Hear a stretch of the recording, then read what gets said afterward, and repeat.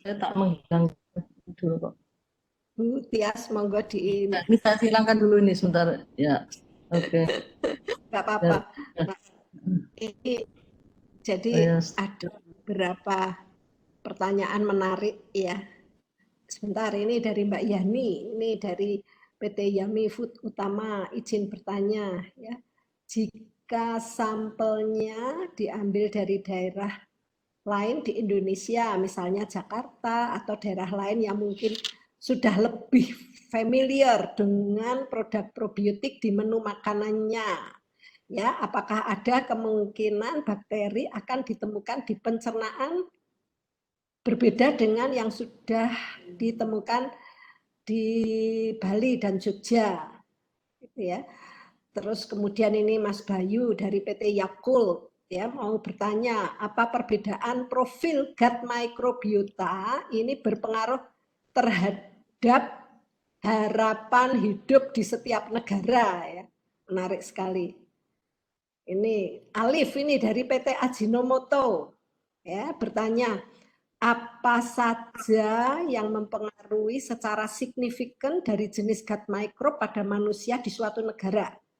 Seperti yang kita ketahui bahwa umumnya orang Jepang suka makanan mentah, ya, di mana rawan terhadap kontaminasi Vibrio, sedangkan makanan yang dikonsumsi oleh Indonesia umumnya matang, sehingga ada proses pasteurisasi, sterilisasi, sehingga status makanannya bisa dikatakan aman dari pertumbuhan mikrobes. Ya, masih ada lagi pertanyaan-pertanyaan yang bisa saya baca ini di chat. Ya, jadi nanti akan saya rangkum saja. Jadi, bentar ya. Termasuk tadi ada pertanyaan tanya dengan 19 gitu ya. Bu Yani juga teman-teman yang lain ya. Kalau kita lihat sebetulnya bakteri yang selalu yang tadi disampaikan oleh Bu Tias ya sebagai bakteri baik ya, bakteri probiotik. Bakteri probiotik itu bakteri yang nanti kita konsumsi ya, bukan yang ada di saluran pencernaan. Kemudian ada Bifidobacterium ya. Ini populasinya di dalam gut microbiota itu dibandingkan dengan yang betul-betul obligat anaerob itu sangat rendah. Ya, sehingga kalau kita betul-betul mau menguji bakteri-bakteri, misalnya itu probiotik plantarum, tadi sudah disampaikan Bu Tias bagaimana kita menguji plantarum yang digunakan di PT Yami, itu kita menggunakan media yang spesifik ya. Nah, ini kan jumlahnya mungkin hanya sekitar 10 pangkat 7, 10 pangkat 8 ya. Ini tidak mungkin bisa ya komposisinya itu bisa merombak seluruh komposisi triliunan itu tadi ya.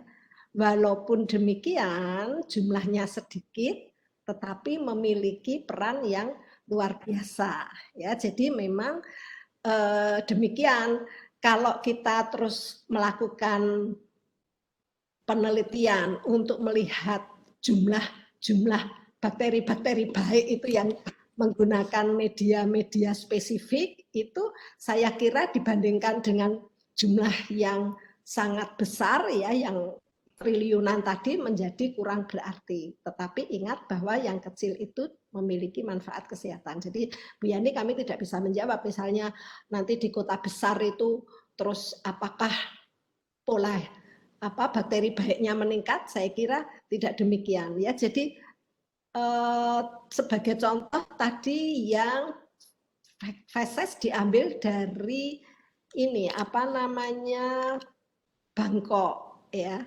Itu pola besarnya yang berubah, tapi kalau bakteri-bakteri yang baik yang jumlahnya hanya 10 pangkat 9 itu mungkin tidak terlalu bisa mencolok ya. Dibandingkan karena kan sekarang ini kita selalu melihat yang dominan ya. Bakteri yang ada di usus itu didominasi oleh bakteri obligat anaerob. Jadi tidak mudah kita tumbuhkan dari luar. Sehingga tadi ada pertanyaan Prevotella ya, Mbak Rifa ini, karena bakteri ini obligat anaerob ya, padahal peneliti itu bisanya melakukan penelitian di lab itu dengan menumbuhkan bakteri. Nah, bakteri yang tumbuh di lab itu biasanya ya yang mudah tumbuh aja. Ya, Bifidobacterium itu kalau kita nggak ahli ya kita sulit itu menumbuhkan Bifidobacterium ya, karena kan dia juga sedikit obligat anaerob. Tetapi sebetulnya yang ada di feses kita itu betul-betul obligat anaerob sehingga tidak banyak atau tidak mudah ditemukan di di kondisi lingkungan luar seperti ini ya. Mereka memang hidup betul-betul senang di usus ya, sehingga pemanfaatan bakteri-bakteri obligat anaerob termasuk tadi Prevotella, penelitian tentang Prevotella itu belum banyak diketahui. Saya itu mengenal istilah Prevotella ya setelah itu tadi ternyata mendominasi sebagai gut microbiota di Indonesia. Nah, bakteri yang banyak dipakai di bidang probiotik itu adalah bakteri yang banyak ditemukan di makanan fermentasi. Karena apa? Ya nanti yang kita konsumsi itulah nanti yang juga ini tadi selama fermentasi jumlahnya meningkat dan kemudian kita konsumsi gitu ya. Jadi tadi juga ada pertanyaan misalnya gaseri gitu ya. Gaseri ini tadi ditanyakan ya memang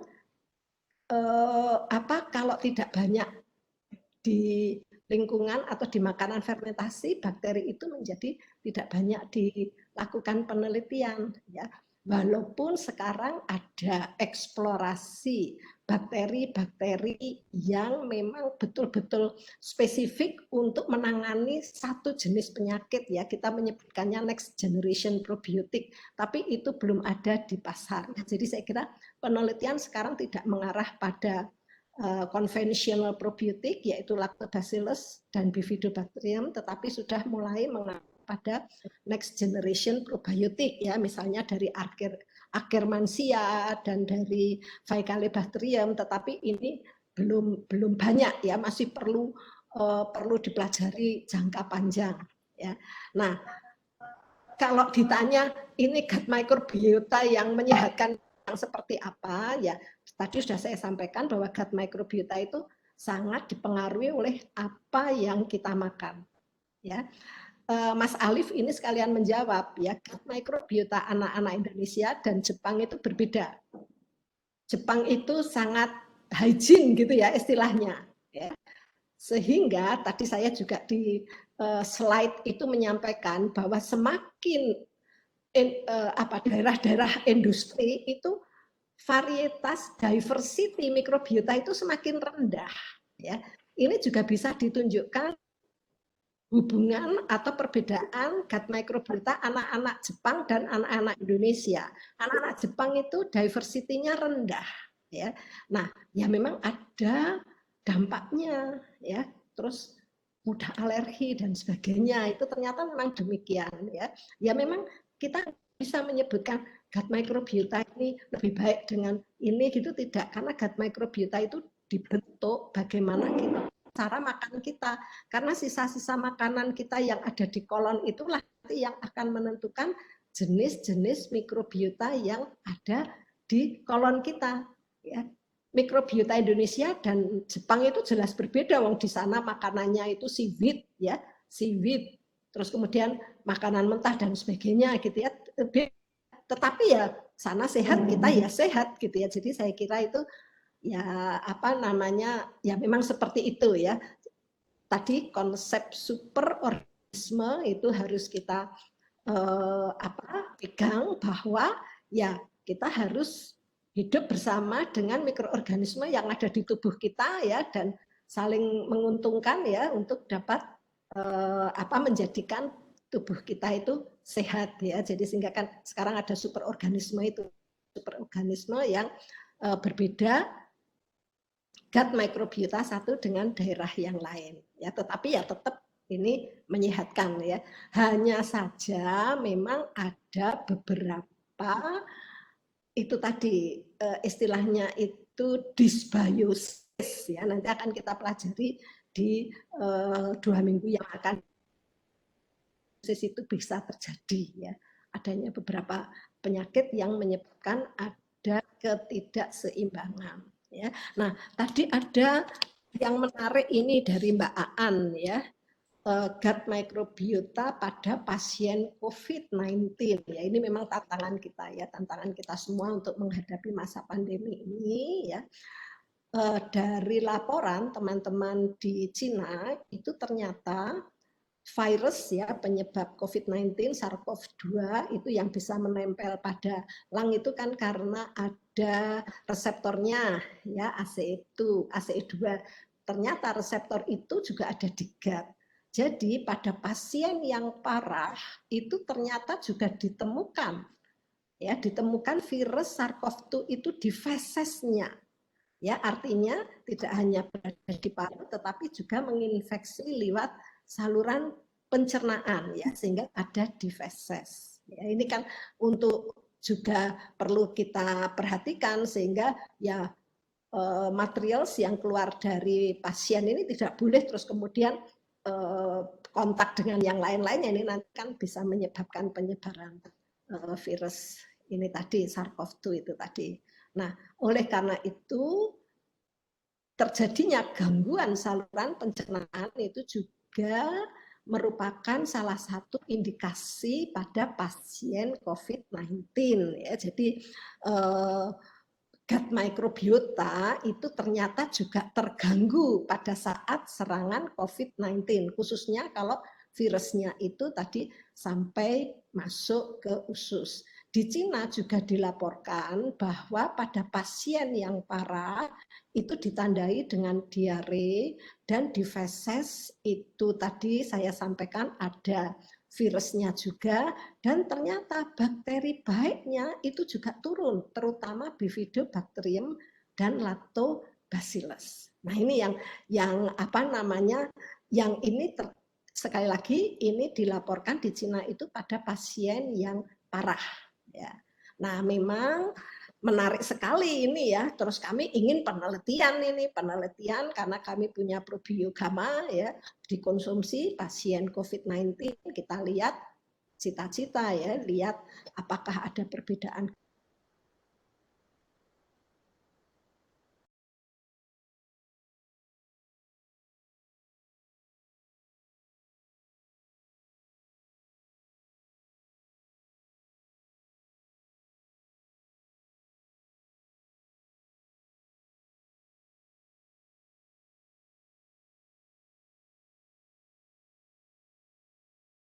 yang apabila memang pasiennya itu parah terjadi dysbiosis, itu sudah terbukti. Tapi terus bakteri baik menurun ya, tetapi untuk hal-hal lainnya itu memang belum ada laporan ya. Terus kemudian tadi ada Pak Purbacarita tadi mengenai brewery ya. Jadi brewery dari brewery menanyakan mengenai teh ya tadi Pak. Monggo Pak nanti kita bisa melakukan penelitian bersama-sama karena tadi Bu Tias juga sudah menyampaikan bahwa kita probiotik itu kan harus betul-betul diteliti ya manfaat dari mikroorganisme yang dipakai untuk fermentasi itu. Ya. Manfaatnya apa? Paling tidak ya dia bisa survive lah ya di dalam saluran pencernaan gitu ya. Tadi juga ada yang menanyakan bagaimana dengan kultur yogurt ya. Kultur yogurt selama dia survive di saluran pencernaan itu atau menggunakan memang bakteri probiotik ya bisa yogurtnya disebut yogurt probiotik. Kemudian sebentar ini dari bawah ini saya mana tadi? Saya ingin ketika plantarum ditumbuhkan ditambahkan. Sebentar, kok saya ini kurang jelas. Mbak Marfi ya dari ITERA, saya ingin bertanya ketika plantarum ditumbuhkan pada media MRS yang ditambahkan karbohidrat kompleks sebagai prebiotik, apakah sudah cukup bahwa prebiotik dapat dapat menumbuhkan probiotik. Mbak, ini konsepnya begini ya. Probiotik itu adalah bakteri hidup yang kita konsumsi, membawa manfaat. Prebiotik itu adalah ya, komponen yang tidak tercerna, yang kemudian nanti digunakan sebagai makanan bakteri baik pada kolon. Ya, jadi itu tadi. Jadi prebiotik itu terus kemudian tidak dikonsumsi oleh probiotik di apa tadi di media, tidak demikian. Prebiotik itu adalah masih ada satu definisi lagi bahwa tidak tercerna, itu yang penting. Ya, kemudian nanti dapat merubah komposisi atau dapat dimanfaatkan oleh bakteri-bakteri baik yang ada di kolon dan kemudian memberi manfaat kesehatan. Jadi probiotik itu perannya nanti di dalam kolon, ya, bukan di dalam atau ditambahkan pada media MRS itu ya. Jadi konsepnya itu seperti itu. Ya, jadi harus tidak dapat dicerna oleh tubuh. Gitu ya. Jadi saya kira demikian. Sebentar. Ya, nanti yang lainnya mungkin bisa dijawab dengan apa tulisan ya. Ini menarik sekali ini ya. Apa namanya? Aku nggak bisa unmute. Pertanyaan. Halo Dina. Baik, terima kasih Bu Trisha karena waktunya memang sangat terbatas. Jadi nanti untuk pertanyaan lain yang belum sempat terjawab nanti akan kita kumpulkan terlebih dahulu. Kemudian nanti akan kita upload di website kita. Baik, untuk selanjutnya silakan Bu Tias bisa menjawab pertanyaan yang sudah masuk di kolom chat. Ya, oke, terima kasih Mbak Dina. Ini ada beberapa, saya mungkin waktunya singkat ya. Ini saya pilih ini dari Pak Victor ya, dari Universitas Hasanuddin.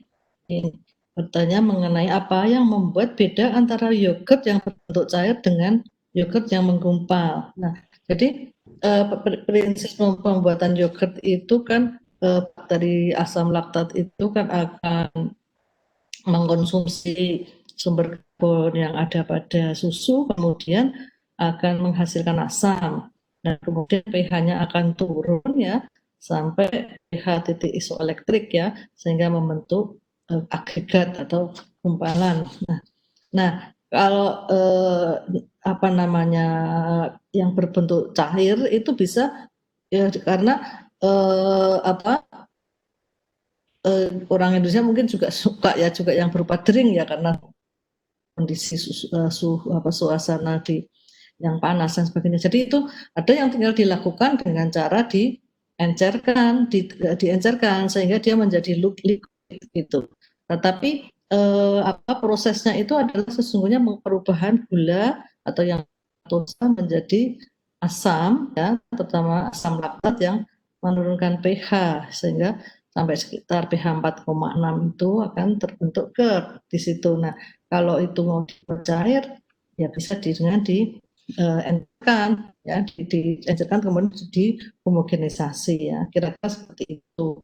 Nah, kemudian ini dari Mbak Eli Prasetyo dari Purworejo. Ini bertanya berapa lama mikroorganisme probiotik dapat hidup dalam kolon manusia. Nah, kembali tadi apa yang disampaikan bahwa kemampuan ya semuanya strain dependent itu diuji masing-masing probiotik tadi. Kita lihat ya, waktu kita menggunakan sirop tadi ya itu kan meningkat tajam ya setelah mengkonsumsi.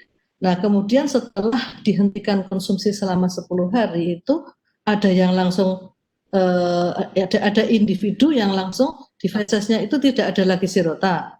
Tapi ada yang masih tertinggal 10/4. Ada 1 atau 2 yang 10/6 ya. Jadi itu mungkin terkait juga dengan individunya dan si kemampuan si bakteri. Demikian juga yang sudah kita cobakan tadi dengan Lactobacillus plantarum. Jadi pertama bahwa itu meningkatkan, itu berarti dia si bakteri probiotik itu bisa survive melewati barrier di saluran pencernaan. Nah, kemampuan dia tertinggal itu kan dari kemampuan dia berkolonisasi ya, seperti itu. Jadi berbeda-beda, kita tidak bisa menyamakan. Nah, kemudian dari Bapak atau Ibu ini, Nova, Bapak ya, dari UNUT, apakah setiap probiotik mempunyai efektivitas yang berbeda dalam menekan bakteri kurang baik pada usus? Dan apakah apabila ada jenis probiotik apa yang mempunyai efektivitas yang paling baik? Nah, kembali lagi tadi bahwa itu adalah strain spesifik dan strain dependent tadi, sehingga itu perlu bukti-bukti riset tadi yang sudah saya contohkan tadi, ada banyak tadi ya, dari tabel yang ada itu salah satunya yang banyak itu Rhamnosus digi. Nah, dari situ kita bisa melihat semakin banyak hasil riset itu ya semakin kita bisa mendapatkan informasi, tetapi masing-masing itu kan mempunyai keunggulan ya masing-masing, sehingga tidak bisa kita mengatakan ini yang paling efektif, masih harus diujikan pada individu atau kelompok populasi subjek atau manusia yang berbeda-beda, demikian ya. Tidak.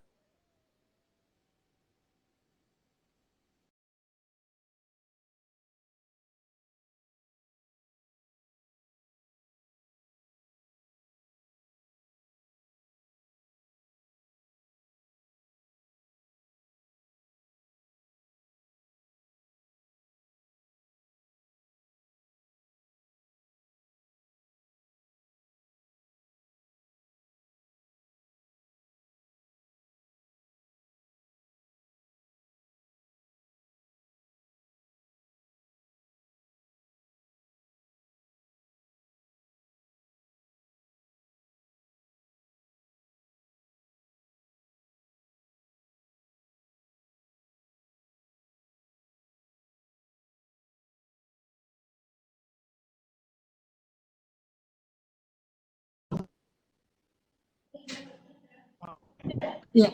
Oh, tadi aku sampai mana ya? Teknis ya. ya, Bapak. Nah, tadi aku sampai mana ya? Yang bisa terdengar tadi? Yang dari Bapak Noval dari UNUT udah ya tadi? Yang Separuh.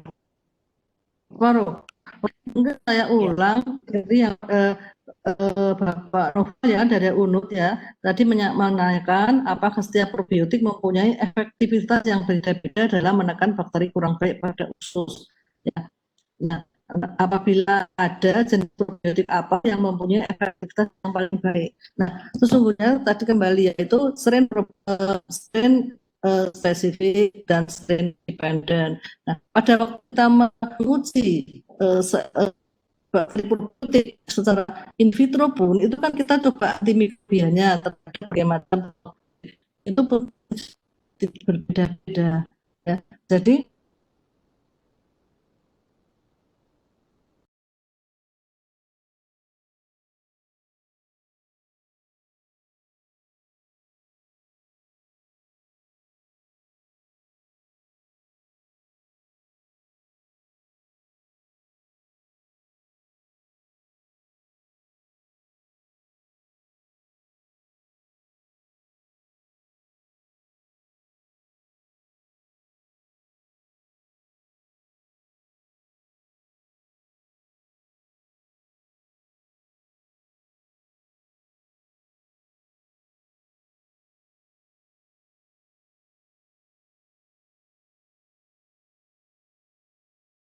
jadi dengar Dina.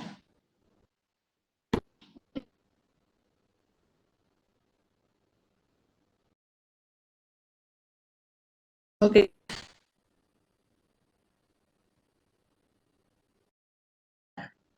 Yang dari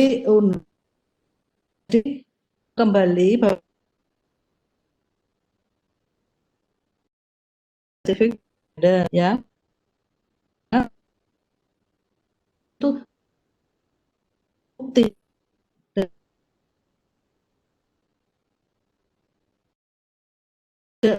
mengenai oleh yang ada saluran pencernaan. Jadi kita tidak bisa mengatakan mana yang efektif. Nah itu pun nanti juga tergantung juga dengan mikrobiota saja. Nanti mungkin untuk Indonesia hasilnya seperti ini, untuk yang lainnya beda lagi. Sehingga tadi di list tadi kan ada banyak sekali probiotik, keperluannya manfaatnya untuk apa, misalnya untuk diare, dosisnya berapa dan sebagainya, itu menunjukkan bahwa sangat bervariasi.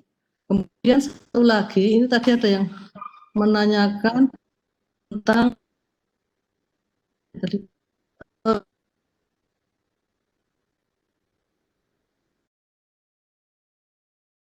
ada sayur, buah-buahan atau sumber lain yang bukan dari saluran cerna, apa bisa digunakan untuk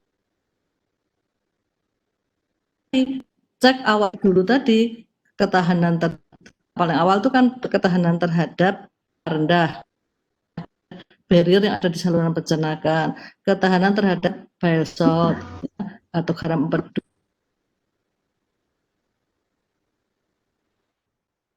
Jadi dan diuji untuk berbagai probiotik. Kalau itu sudah kita bisa mengatakan bahwa itu bisa sebagai kandidat probiotik seperti yang kami telah lakukan untuk Lactobacillus plantarum 13.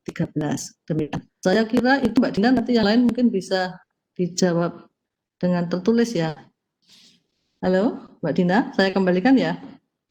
Iya. Baik, terima kasih kepada Bu Dias. Sudah 4 ya yang lain. Iya. Ya.